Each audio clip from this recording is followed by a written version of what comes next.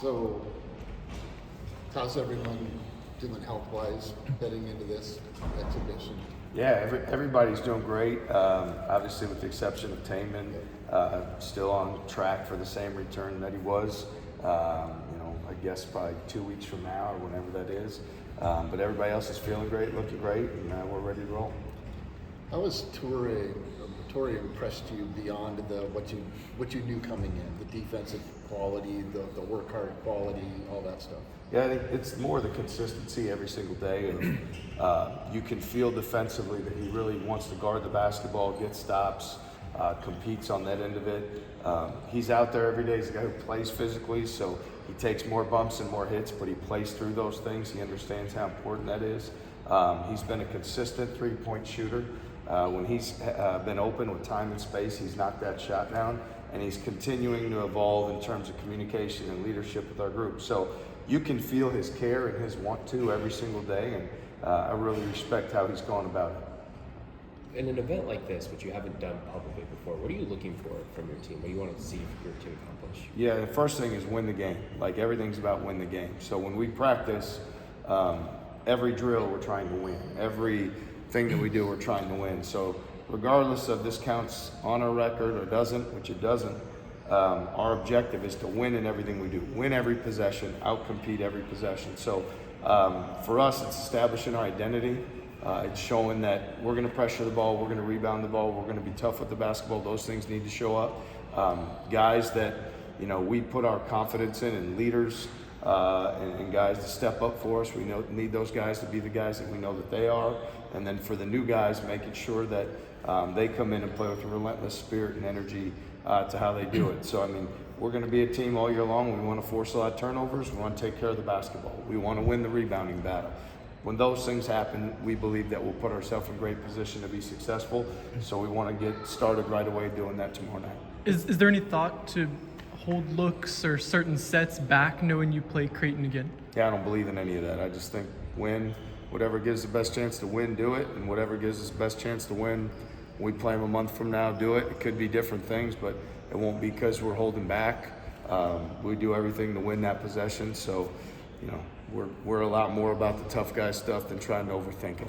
What's the value of this type of scene and setting for you when it comes to seeing your players contribute in lineup combinations and all those different things? Yeah, to go on the road to play in an environment, which I understand it's probably a sellout or close to a sellout, is a great experience. Many of our guys have never played in an environment like that before, and now our first opportunity to go do that together. So it's different when you're on a practice court and then all of a sudden you see 17,000 people. So hopefully we can remember it's still the same game we've all been playing, but I think for us it's how do we handle that environment. And throughout the course of the season, playing on the road isn't adversity, but when adversity hits on the road, you really have to be together and connected to fight through it. And so we'll have some of those opportunities we'll be presented with tomorrow night, and we want to do the best job we can taking advantage of those. For you, what's it like just crossing paths with Coach Mack again and just facing your mentor? Yeah, tremendous respect for Coach McDermott. Certainly wouldn't even be in this profession if it wasn't for him. There's always got to be someone that gives you that first opportunity. So the gratitude and thankfulness I have to him for giving me the chance to come here in 2006 with him couldn't be greater. We've maintained a great friendship to the present day. So a lot of respect for him, and pulling for them every night they don't play Iowa State. I know you mentioned you don't hold anything back, but do you approach an exhibition or a preseason game differently than you would for like a regular season game? Are you more experimental? Is there any difference at all with how you coach those games? Yeah, we approach it every single practice to win the drill in front of us, to win what's right there, and so we won't approach this any differently. We're not trying combinations, we're not experimenting with things, we're trying to win the next possession, and whatever gives us the best chance to win the next possession is what we're going to do, and that's the mindset our guys build and how they practice every single day, so that's never going to change.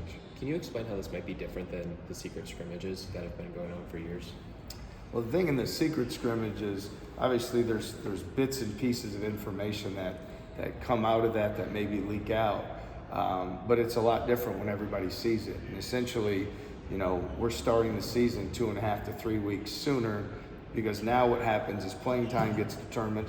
Now what happens is families and coaches and things before the guys are asking, well, why didn't you play more? Why didn't you start? And so some of those things happen that are a challenge, The positive piece is that you get to play the same way you would in front of a hostile crowd, and hopefully it prepares you for when you have those environments later in the season, which you don't have in the closed-door scrimmage. So ultimately, I'm not as worried about when other people get film or ability to stream and they see this and see that. Again, we're not trying to trick people. We'd be fine if everybody knows all the plays we run and all the defense we run. We just want to do them better and good enough to be successful that next possession. So I think there's different dynamics that come into play because the outside world will start judging what's going on sooner. So it's even more imperative that the young men in our program keep their focus on the most important thing, which is, what's right in front of them, that next thing, that next possession, that next practice, whatever's up in front. You spoke a lot about your 3 other freshmen, but what's your vision for Xavier Mitchell this year, and what have you seen from him so far? Xavier, we recruited him. We knew what a terrific scorer he was, somebody that could make plays, make shots. He's always been an effective rebounder. For me right now, the biggest challenge for him is to be a consistent guy every single day, be dependable, be someone we can count on every single day with his actions and how he goes about doing those things. And so that's something he's still working on. I have tremendous confidence in him and who he is as a young man and as a player. He has to have a tremendous commitment to the consistency of every single day and being at his very best in everything that he does. And I believe for him that when he's able to establish and do that, then the basketball will come around for him. I found it interesting when you mentioned Nate Heisey on Media Day and just the talks you had a few times in the summer just about where he's at and then saying he's at the top of the list in terms of his habits. Now, what do you think, what's the challenge of a guy who's been playing as long as he is to exhibit that, what you say is at the top of the list? Yeah, people that have done this for longer, right? So Nate's in his 6th year. Some could say he's kind of over practice or this is kind of whatever.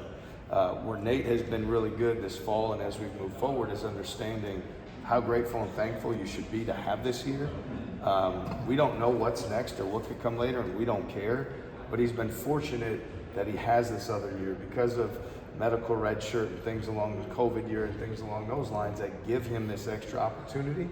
And so he needs to make the most of that opportunity, not just on game night, but in our stretch before practice and the communication before and how he pulls his vehicle into the building and how he does everything. And if you do all of those things with gratitude and intent and understand how important they are, and you really look at it and say, man, I only have so many more opportunities to put this jersey on.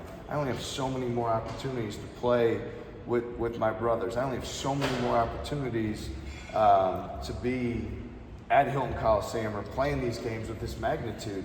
And so I think when you really look at it, this is going to be the most fun it's ever going to be. I know there's guys on our team with aspirations to play at the next level, and that's great.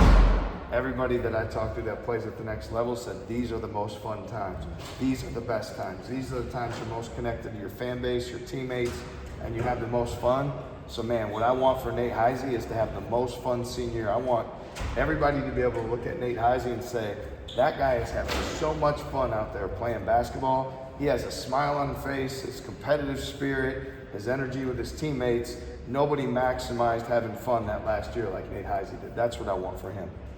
You talked about Coach McDermott a little bit earlier. He's notorious for having a really successful coaching tree. What do you think is his ability to kind of develop coaches around him at such a high level? The first thing I think for Coach is he recognizes talented coaches that have the attributes he's looking to add to his staff. Beyond that, he does a great job empowering the coaches on his staff to make decisions, recruiting, practicing, in-game coaching, and those sort of things, which is a big part of development. Just like players want to develop, coaches want to develop, and Coach McDermott has done as well as anybody at developing coaches throughout the country and putting guys in position to be successful. And then I think it's also that he continues to be there for those guys. So when they become head coaches, it's not just hey, have a nice life, thanks for what you did while you were here. It's a continued communication and a bond that he continues to share. So it's something that even though we want to do everything we can to win this game and they want to do the same, there'll be an opportunity to continue to help each other, share information to make yourself better. And that's what I think Coach has really been great for me. Have you determined starters for Friday? We have Killian, Nate, Milan, Joshua, and Blake. How different is it scouting Creighton this year compared to years past? You know, they have an identity just like we do that they try to play to. You know, certainly the personnel is a little bit different. You know, they're dealing with Owen Freeman being out. We're dealing with Taman Lipsey being out. And then we'll see from there. But, you know, they're gonna push it in transition. They're gonna get it up the court. They're gonna keep the ball on the move. They're gonna play with great pace offensively. Those things stay the same. You know, some of the personnel changes and is different, but they've always been a team that takes tremendous pride in how they do that offensively. They've taken tremendous pride in being a team that shoots more free throws or attempts more free throws, than or makes more free throws than what their opponent attempts. They've been a team, they want to try to get you to take a lot of mid-range, pull-up, floater, in-between shots, shots that are not analytically sound. So they really have a way and a system of doing things, and regardless who the players have been, that's been a trademark of Creighton basketball since Coach McDermott's been there. Thanks, guys. Thank you.